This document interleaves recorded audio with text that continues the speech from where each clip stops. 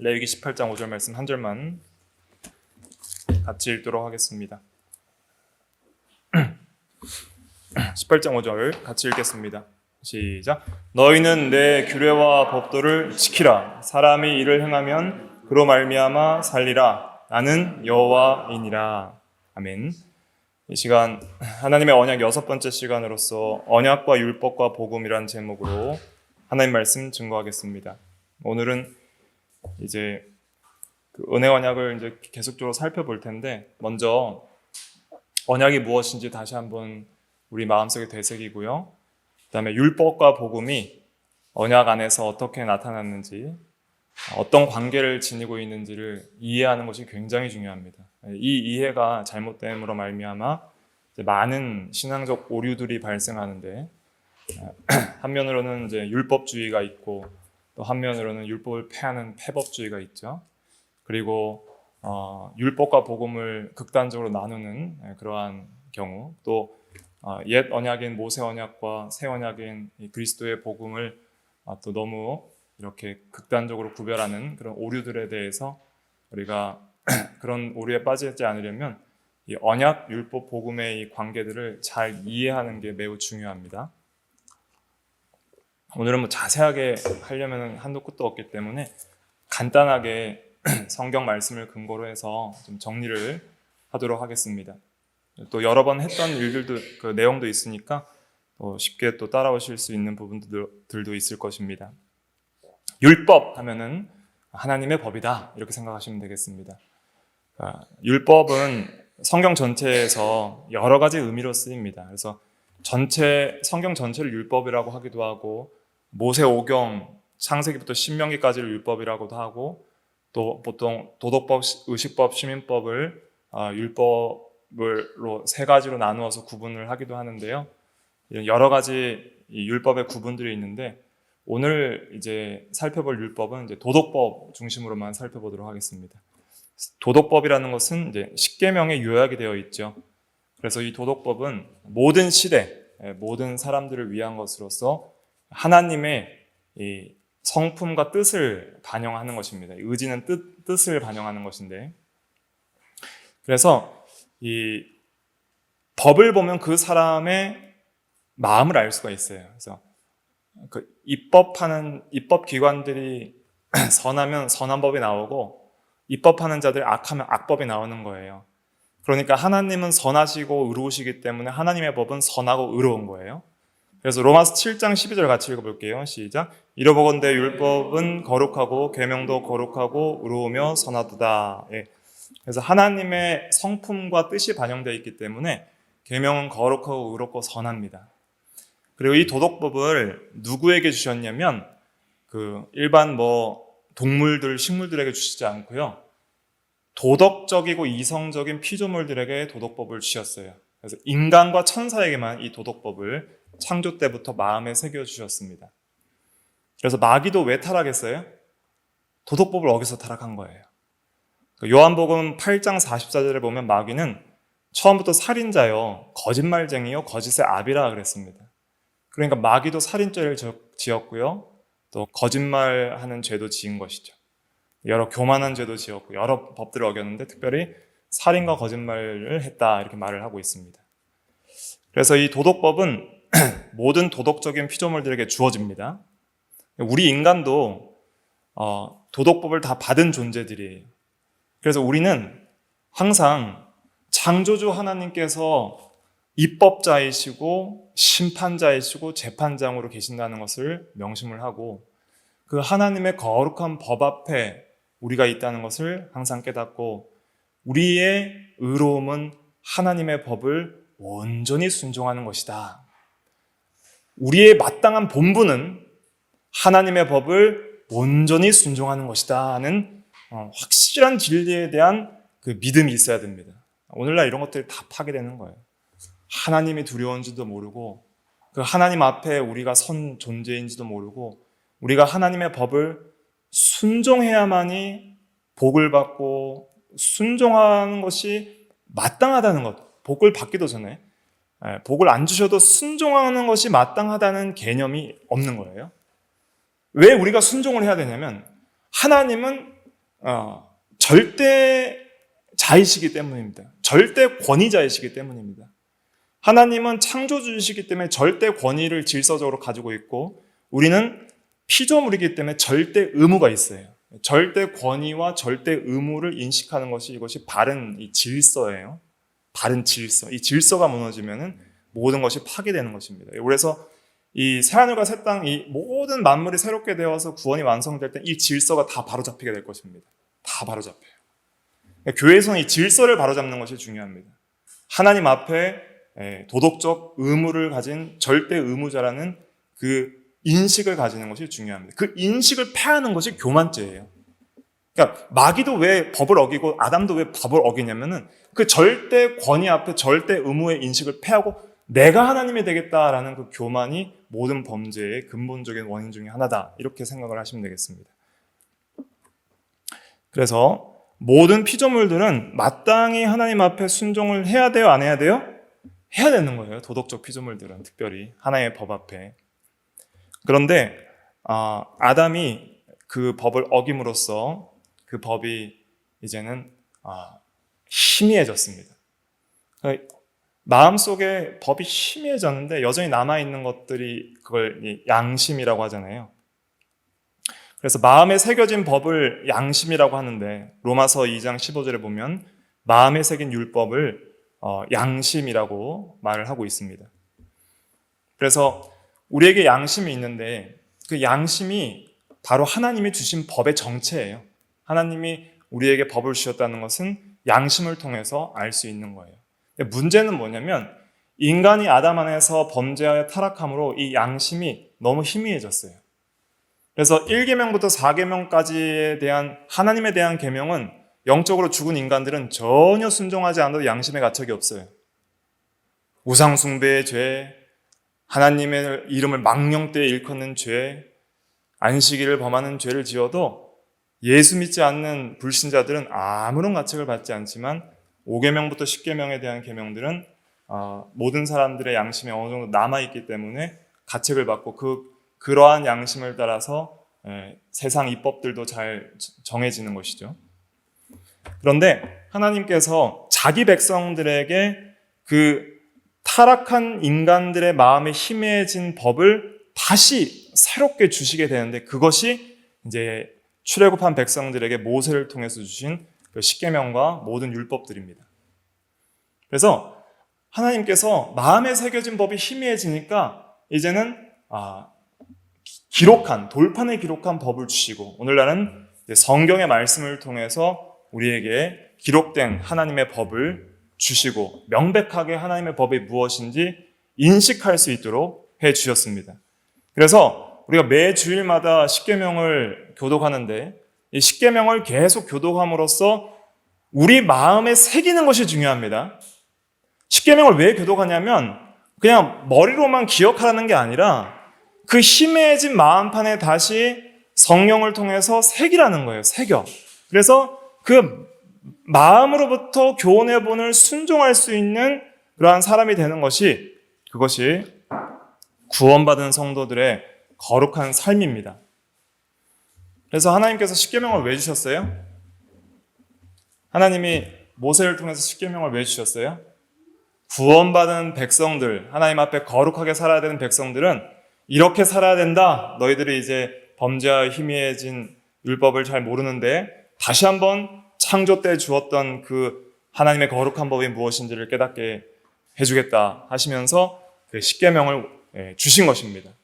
그래서 이 십계명을 통해서 모든 인간들은 하나님의 거룩한 법을 깨닫게 되고, 그 법을 통해서 뭘 깨닫냐면 나의 죄를 깨닫는 거예요. 내가 이 법 앞에 죄인이구나. 그리고 죄를 깨닫고 그리스도께로 인도함을 받게 되고, 그리스도만이 유일한 소망이구나. 그것을 깨닫게 되고, 이제는 그 그리스도를 믿음으로 구원받은 성도들이 이제는 더욱더 하나님의 법을 순종할 수 있도록, 그렇게 성령께서 우리를 인도하시는 인도를 따라서 순종해 나갈 수 있도록 이 십계명을 주시는 것입니다.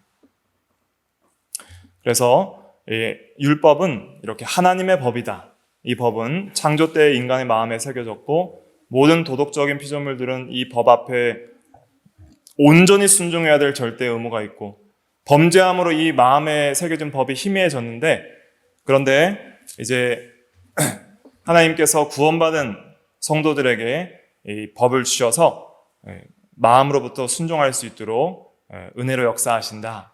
이렇게 이해하시면 되겠습니다. 그것이 이제 율법이고요.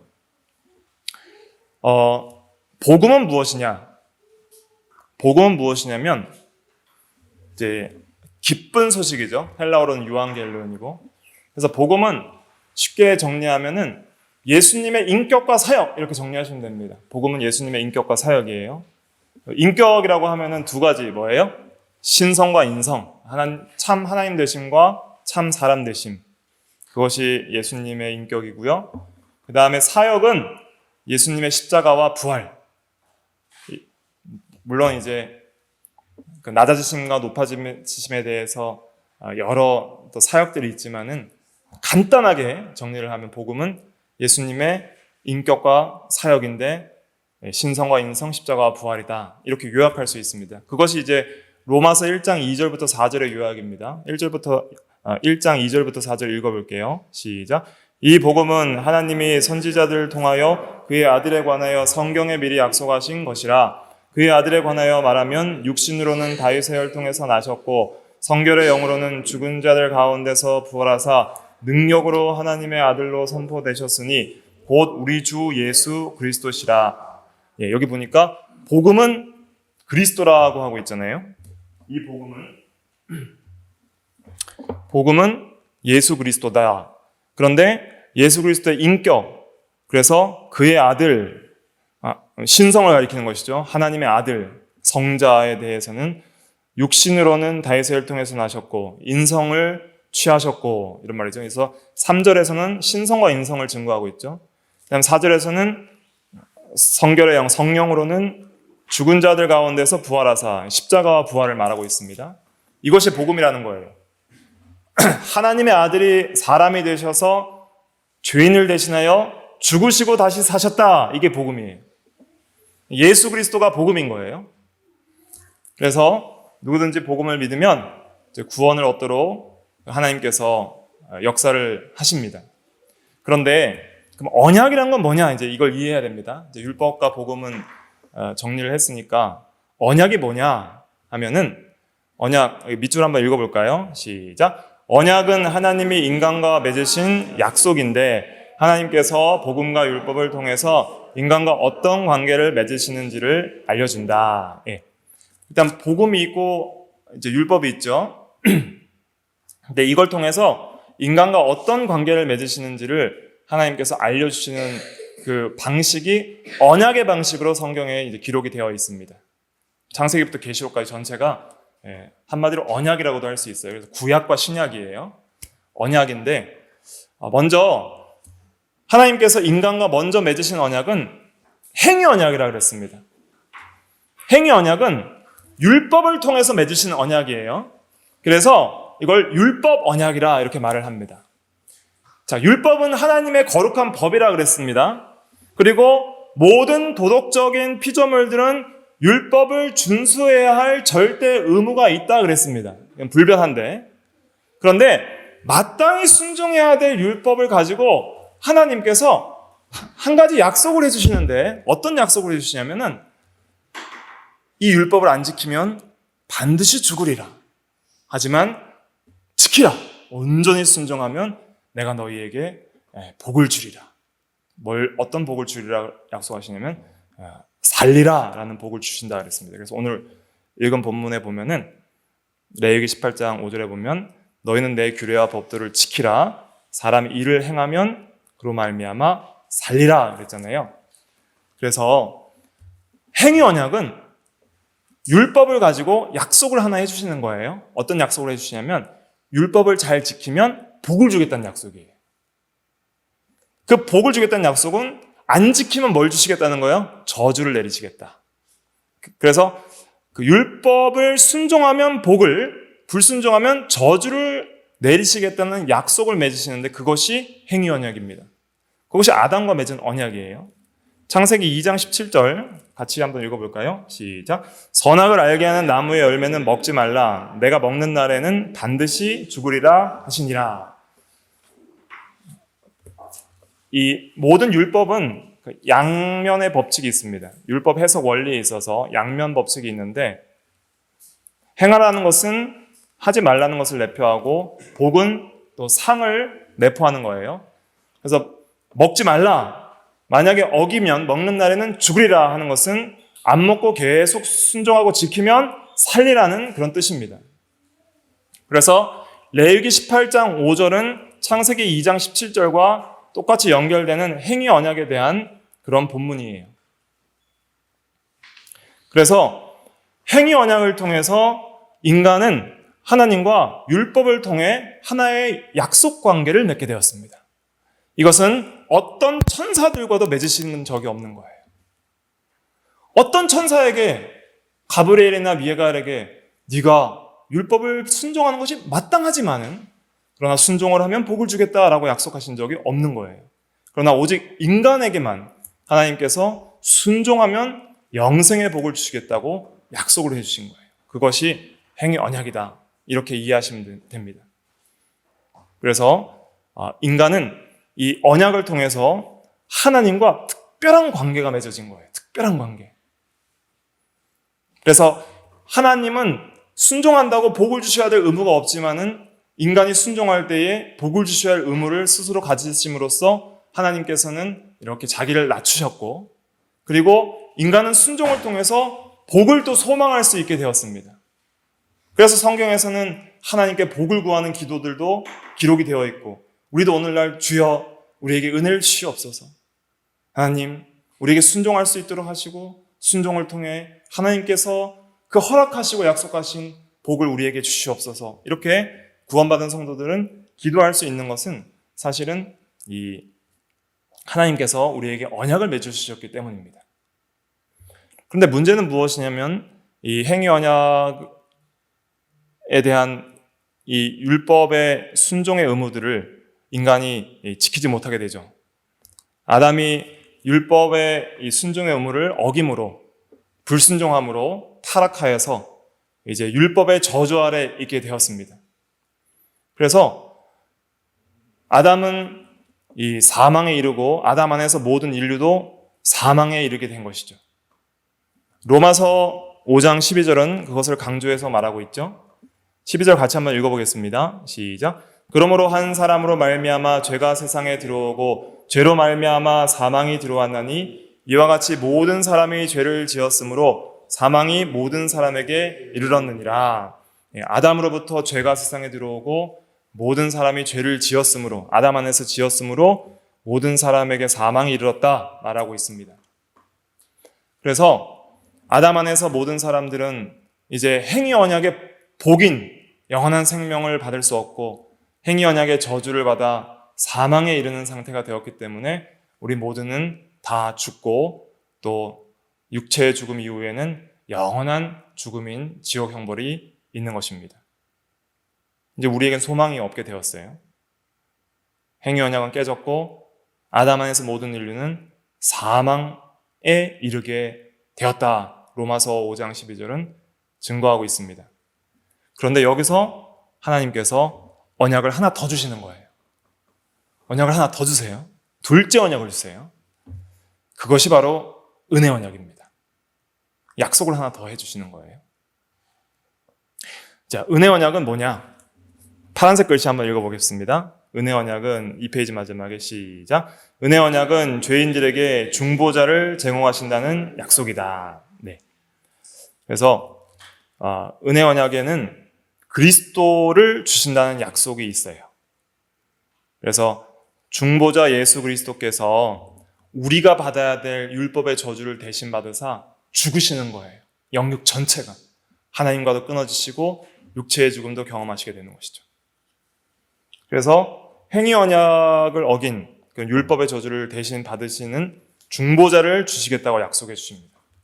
그것이 창세기 3장 15절부터 약속된 여자의 후손, 노아의 방주가 예표하는 것이고 아브라함의 자손이 예표하는 것이고 모세 율법의 제사법의 모든 양소, 염소의 피가 예표하는 것이고, 다윗의 아들과 다윗의 왕조를 통해서 오실 그러한 메시아 왕을 예표하는 그 중보자인 마침내 오신 2000년 전에 오신 예수 그리스도를 구약시대 때부터 아담이 죄를 짓는 즉시부터 오실 예수 그리스도를 약속해 주시고 신약시대에는 드디어 오신 거예요. 그 예수님을 약속해 주신 것이 은혜 언약의 한 부분입니다. 그래서 누구든지 이제는 예수를 믿음으로 구원을 얻게 해주십니다. 그래서 복음을 먼저 약속을 해주시는 거예요. 복음을. 중보자를 약속해 주셨다는 건 뭐냐면 한마디로 우리에게 복음을 주신 거예요. 복음이 누구예요? 예수 그리스도예요. 예수 그리스도. 이 복음은 로마서 1장 2절에 곧 우리 주 예수 그리스도시니라 로마서 1장 4절로 마치잖아요. 그러니까 예수님 자체가 복음이고 중보자가 복음이에요. 우리의 죄를 대신하여 죽으시고 우리를 의롭다 하시고 생명을 주시기 위해서 다시 사신, 온전한 순종으로 다시 사신 그 예수님을 우리에게, 죄인들에게 주시겠다 약속을 하시고요. 그 다음에 이 복음을 말씀하시면서 이제 언약을 맺으시는데 그 조건이 있어요. 약속의 조건. 복음을 주시지만은 그냥 주시는 것이 아니라 반드시 믿어야 된다. 믿으라. 이렇게 말씀하시는 것이죠. 그래서 은혜 언약의 내용은 복음을 믿으라 하시는 거예요. 그래서 은혜 언약에는 복음이 있어요. 복음. 그리하면 살리라 그랬습니다. 그래서 예수를 믿으면 이제 영원한 생명을 얻으리라. 첫사람 아담에게 약속했던 그 영생의 약속을 복음에서 주시는 거예요. 은혜 언약에서 주시는 거예요. 그런데 그 은혜 언약은 복음만 있는 것이 아닙니다. 은혜 언약에는 율법도 주세요. 율법을 언제 주세요? 특별히 그 모세와 이스라엘 백성들이 이제 모세를 통해서 언약을 맺으시면서 시내산에서 이 율법을 받잖아요.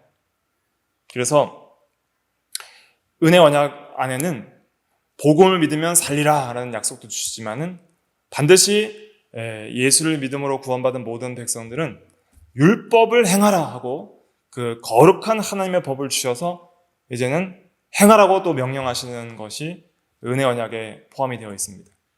그리고 율법을 행하는 모든 사람들이 또 그것을 온전히 행할 수 있도록 지킬 수 있도록 하나님께서 성령을 통해 은혜를 주시겠다고도 약속을 해주시는 거예요.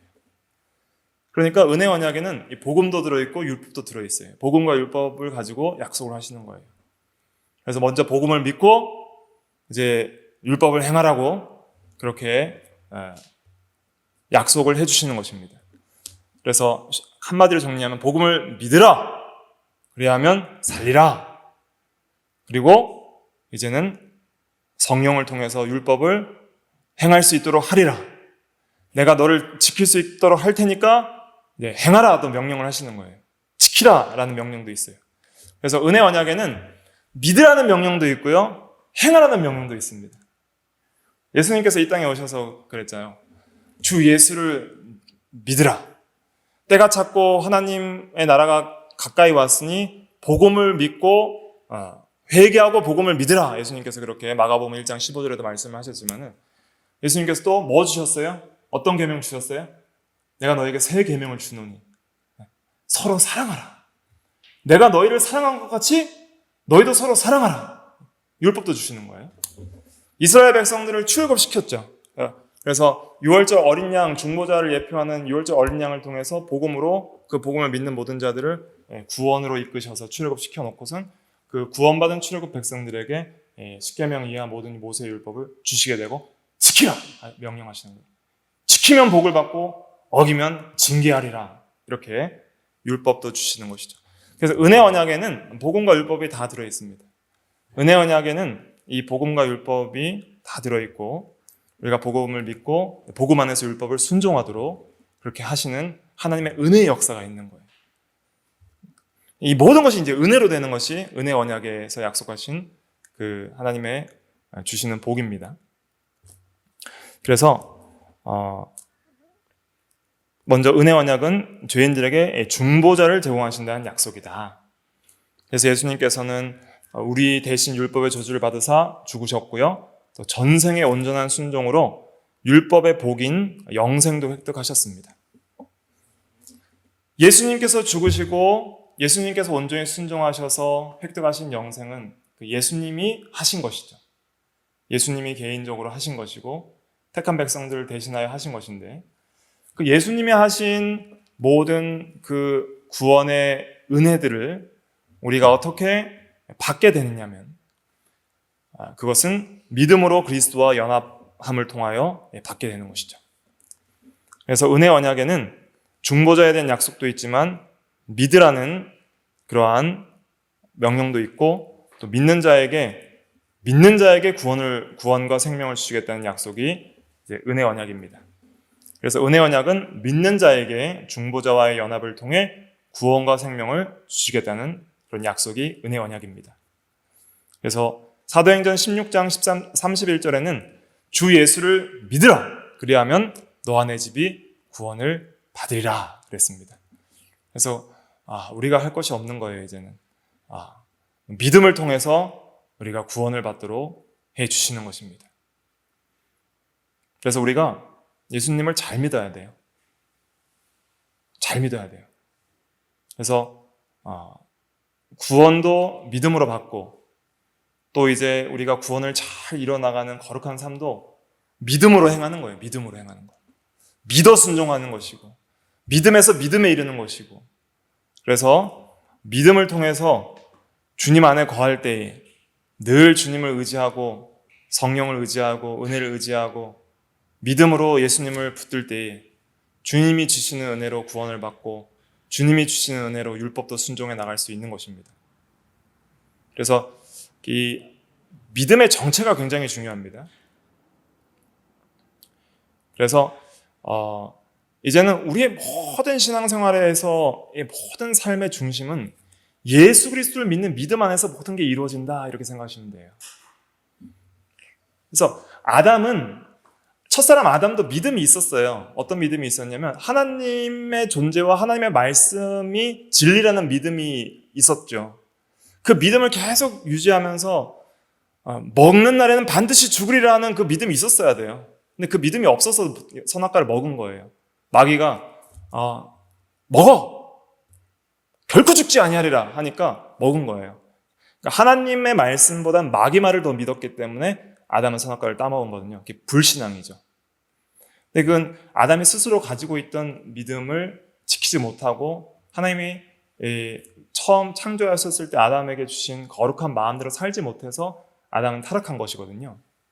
근데 우리의 믿음은 어떤 믿음이냐면 하나님께서 초자연적으로 주신 그런 은혜의 선물인 동시에 그리스도 안에서의 믿음이에요.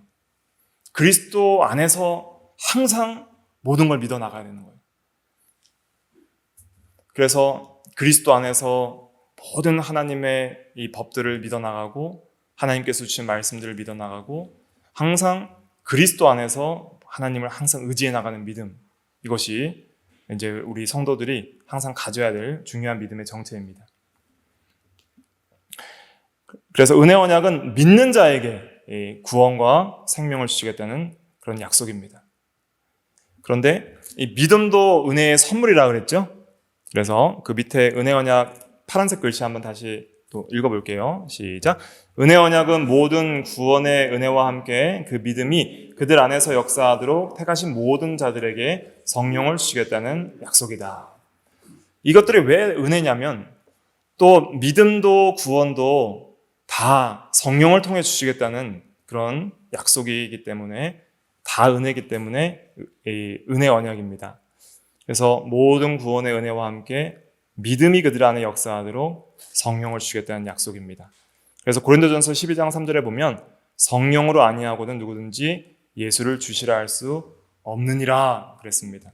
그래서 우리가 예수를 믿게 되는 것도 이제 성령 하나님을 통해서 자원하여 믿게 되는 거예요. 믿음도 내가 믿지만은 성령을 통해서 이제 자원하여 믿게 하시는 하나님의 은혜의 역사가 있겠다는 거예요. 하나님이 그렇게 해주시겠다는 거예요. 이게 다 은혜의 언약입니다. 그래서 예수 그리스도 중보자를 주시겠다. 믿는 자에게 중보자를 통한 구원과 생명을 주시겠다. 그 믿음과 모든 구원도 택한 백성들의 역사하도록 성령도 주시겠다. 다 주시겠다는 거예요. 그래서 이제 우리의 신앙생활은 이 언약을 붙드는 거예요. 붙드는 거. 이게 은혜인 줄 알고 그 언약을 내가 신실하게 붙드는 것이 중요합니다.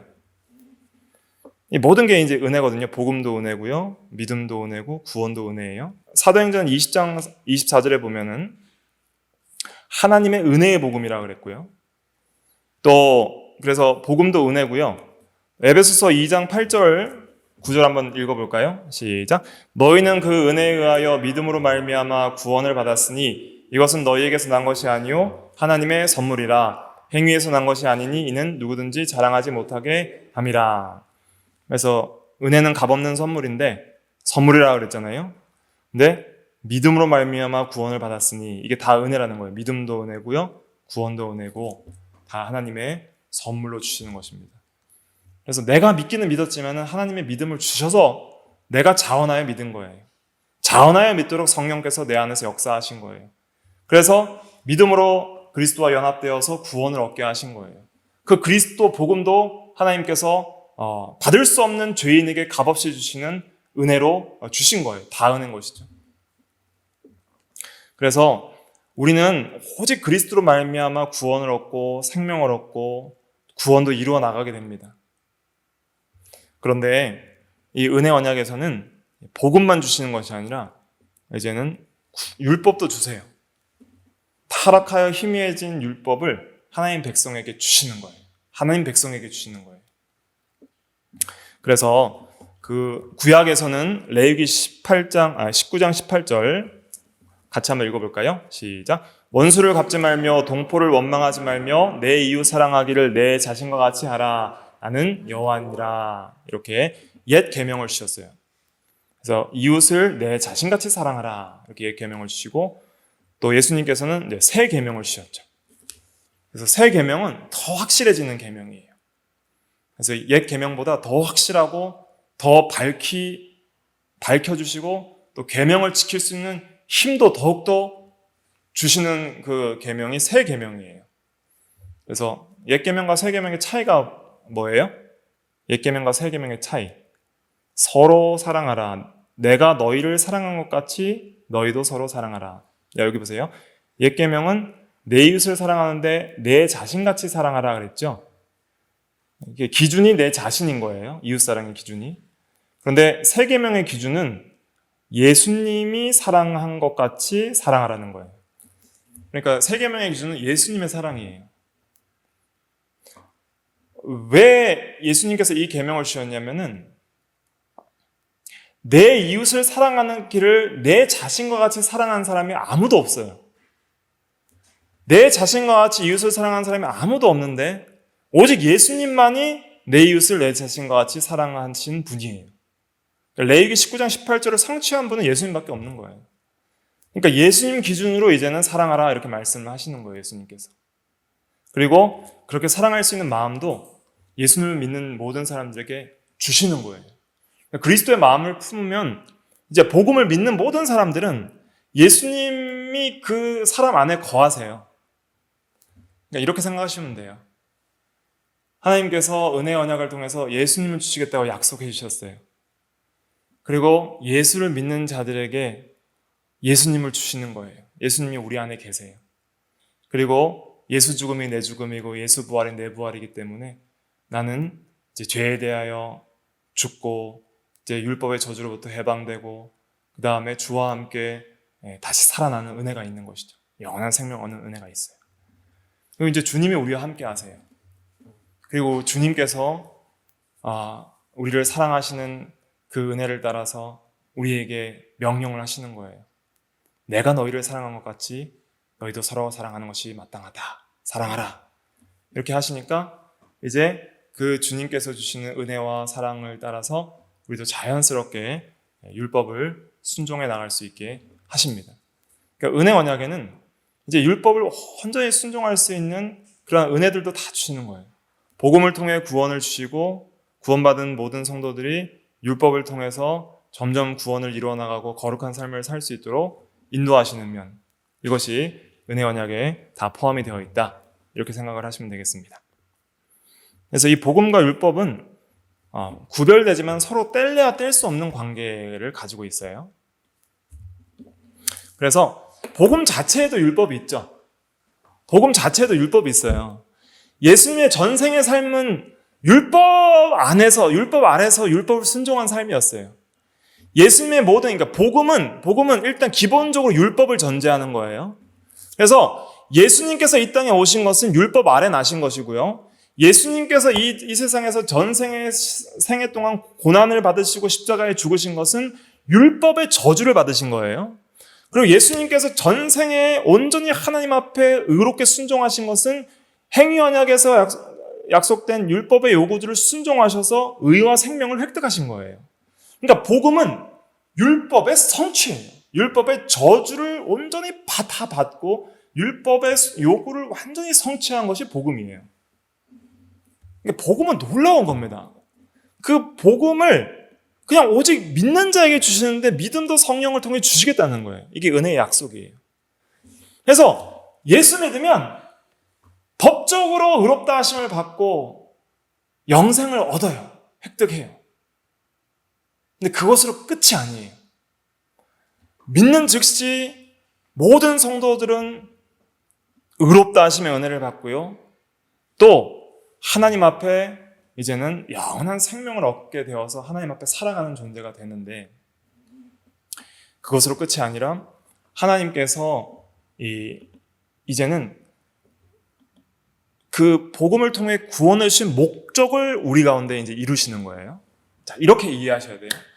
하나님이 행위 언약을 범하여 타락한 죄인들을 왜 복음을 통해서 구원하셨을까요? 왜 하나님께서 우리를 예수 그리스도의 복음을 통해서 우리를 구원하셨을까요? 그것은 하나님 앞에 거룩한 삶을 살기 위하여, 거룩한 순종의 삶을 영원토록 살기 위하여 구원하신 것입니다. 거기에 대한 말씀 한번 찾아보고 이제 마지막 정리를 하도록 하겠습니다. 에베소서 2장 한번 찾아볼게요. 에베소서 2장 10절.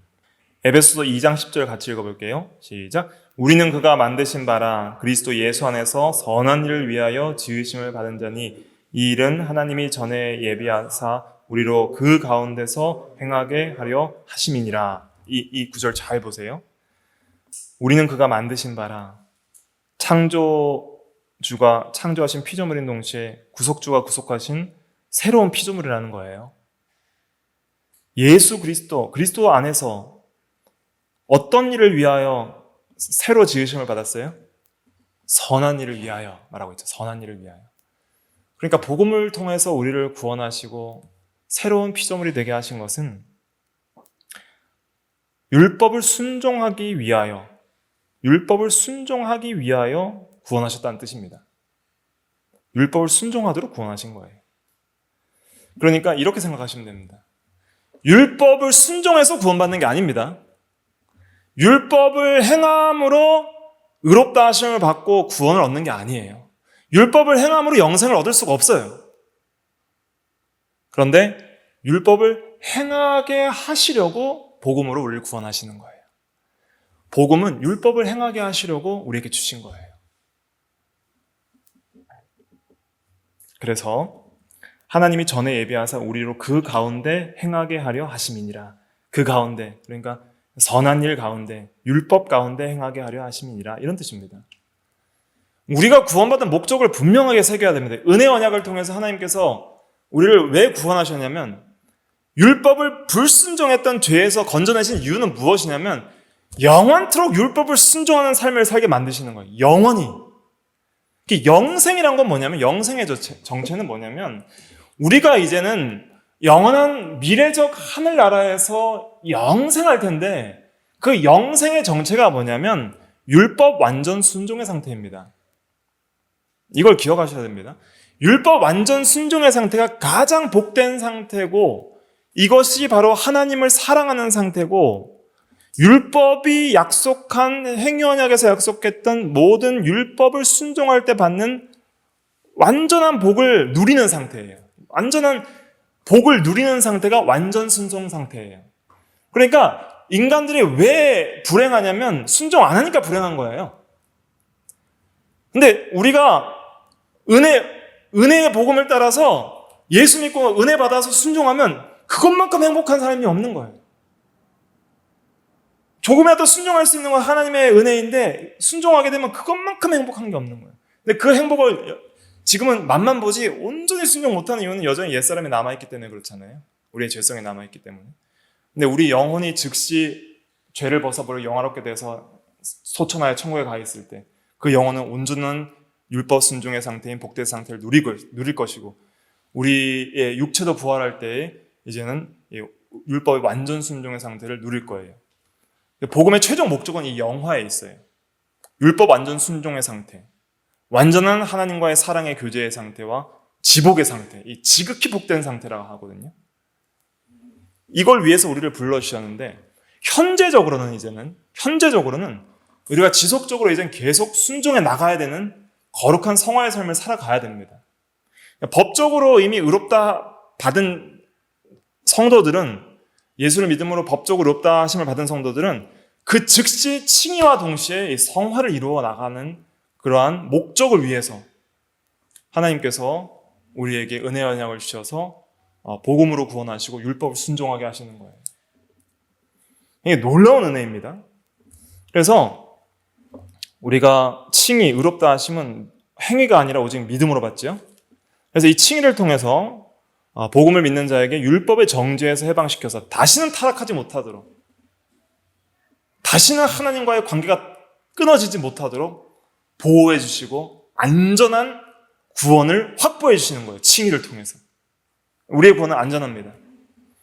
그 다음에 중생을 통해서 하나님의 단독적인 사역인데, 이제는 율법을 순종할 수 있는 새 마음을 주세요. 그래서 이 히브리서에도 이제 그 은혜 언약의 새 언약에 대한 약속이 있는데, 히브리서 8장 10절에 보면 이스라엘과 맺을 언약은 이것이니 하면서 히브리서 8장 10절 한번 읽어볼까요? 시작.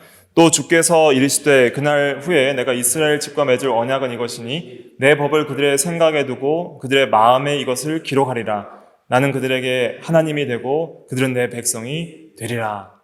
이게 은혜 언약이에요. 나는 너의 하나님이 되고 너희는 나의 백성이 되리라. 너는 영원히 나와 함께 교제하리라. 영생을 누리리라.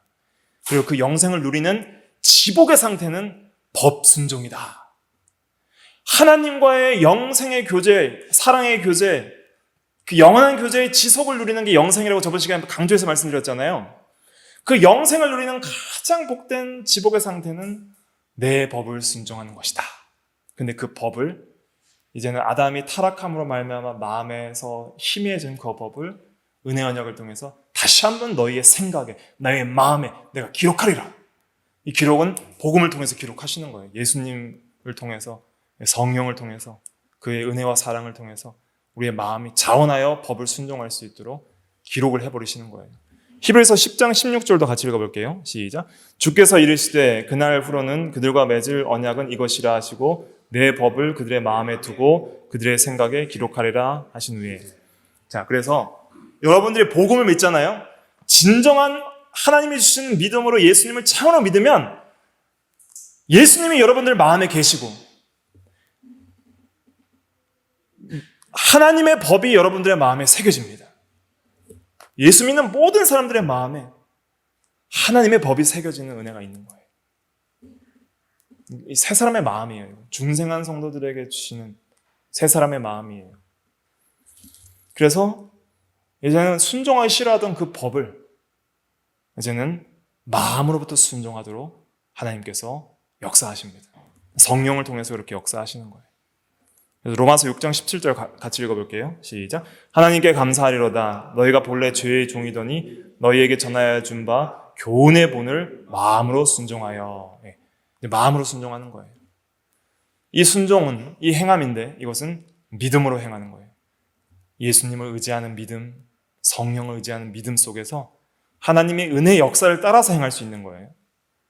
그러니까 내가 오늘 하나님 앞에 받으실 만한 모든 행위는 그리스도 안에서 믿음으로 하는 행위만 하나님께서 받으시는 거예요. 최상의 거룩한 의인의 완전해 보이는 그런 선행도 하나님 앞에는 부족하다 그랬잖아요. 그럼 모든 부족한 우리의 선행이 하나님께 받아지는 이유는 그리스도 안에서 믿음으로 행하는 행함이기 때문이에요. 그리스도 안에서 우리의 모든 순종도 하나님께서 받으시고 기뻐하시는 거예요. 그래서 참된 믿음은, 참된 복음을 믿고 예수를 믿는 믿음은 반드시 행함과 함께 일합니다. 반드시 율법과 함께 합니다. 예수 믿는데 율법 안 지키는 건 제대로 믿는 게 아니에요. 근데 율법 지킴으로 구원받겠다는 것도 그것도 잘못된 거고, 믿는데 율법 안 지킨다는 것도 잘못된 거고, 하나님은 복음을 통해 믿음으로 이제는 율법 지키는 삶을 살도록 우리를 구원하시는 거예요. 율법 순종의 삶으로 우리를 구원하시는 거예요. 그래서 구원은 율법 순종의 삶을 살게 하시는 것이 구원이에요. 그래서 야고보서 2장 22절 같이 읽어볼게요. 시작. 내가 보거니와 믿음이 그의 행함과 함께 일하고 행함으로 믿음이 온전하게 되었느니라. 참된 믿음은 반드시 행함과 함께 일합니다. 반드시 변화의 역사가 일어나요. 우리의 삶 속에서 선한 일을 행하는 거룩한 삶의 변혁이 일어나는 거예요. 성령의 역사입니다. 자, 그러면 그 행함은, 내가 오늘 하나님 앞에 조금이라도 거룩하게 살 수 있었던 그 선한 행함은 하나님의 은혜예요? 나의 단독인 역사예요? 하나님의 은혜예요. 하나님의 은혜의 역사가 우리 가운데 역사한 증거가 내가 자원하여 교훈해 보는 마음으로 순종한 거예요. 내가 정말 원해서 하나님의 법을 순종한 걸 보니 이건 하나님의 은혜의 역사이다. 이렇게 고백할 수밖에 없는 것입니다. 그 모든 이 구원에 관한 풍성한 이 약속들을 은혜 언약에서 굉장히 풍성하게 다루고 성경 전체에서 이걸 다루고 있어요. 그래서 오늘 1시간 만에 다 끝낼 수가 없어서 좀 여러 가지 말들을 좀 이렇게 했는데 조금 복잡하시더라도 간단하게 정리를 하시고, 은혜 언약에는 뭐와 뭐가 있어요? 복음도 있고 율법도 있다. 복음을 주신 목적은 율법 순종의 구원에 이르게 하시려고, 순종을 위한, 율법을 온전히 순종하는 영생에 이르게 하시려고 복음을 주신 것입니다. 그래서 율법과 복음은 서로 이렇게 보완적 관계가 있거든요. 그래서 율법을 통해서 복음을 깨닫는 면도 있어요. 그래서 율법을 통해서 내 죄를 깨닫고 그리스도만이 유일한 구원자인지를 깨닫고 그리스도께로 인도하는 몽학선생, 초등교사가 돼서 예수를 믿게 되고요. 예수를 믿는 우리들은 이제 복음 안에서 구원을 받은 우리들은 다시 온전한 율법 순종의 삶으로 가게 되어 있어요. 그러니까 율법을 통해 죄와 복음의 필요성을 깨닫고요. 복음을 믿음으로 이제는 율법 순종의 삶을 살게 되는 거예요. 이해되시죠? 그래서 우리는 이제는 예수를 믿는 모든 사람들은 율법을 순종하면서 살아야 됩니다. 하나님의 은혜의 역사를 따라서 순종해야 됩니다. 순종할 때 항상 그리스도를 붙들고 순종해야 돼요. 그리스도의 마음으로, 그리스도의 사랑으로, 그리스도의 은혜로, 믿음으로 순종하는 거예요. 믿음으로. 예수님을 붙들고 예수님 나에게 믿음을 주시옵소서, 주님의 그 믿음과 주님의 사랑과 주님의 마음을 주시옵소서. 주님이 온전히 순종한 그 순종의 삶이 우리에게 적용되는 것이 믿음으로 행하는 삶이에요. 그러니까 예수님이 완전히 순종하셨죠. 그 복음이죠. 예수님의 그 완전한 순종의 삶이 성령을 우리에게 이제는 적용되어서 그 은혜를 받는 삶이 이제는 우리의 순종의 삶이에요. 그래서 나는 포도나무요 너희는 가지니 너희가 나를 떠나서는 아무 열매도 맺을 수 없느니라 요한복음 15장의 5절에 말씀하신 이유는 뭐냐면 그리스도 떠나서는 아무런 순종도 할 수 없다는 거예요. 아무런 열매도 맺을 수 없다는 거예요. 그러니까 우리의 모든 이제 그 율법 행함의 삶은 그리스도 안에서 이루어진다는 걸 꼭 기억하셔야 됩니다. 그래서 항상 예수님을 의지하여서 기도하고 말씀을 붙들고 믿고 할 때에 자연스럽게 순종이 되는 거예요. 이 원리를 이해하고 이 순종이 이것이 영생을 누리는 것이고, 우리가 이 영생을 더욱더 풍성히 누리려면 오늘날 더 순종하는 삶으로 성화의 삶을 살아가야 되고, 그리고 마침내 우리는 영화될 것입니다. 그 소망을 가지고 오늘 하루도 그리스도를 믿는 믿음 안에서 살아가야 되겠습니다. 기도하겠습니다.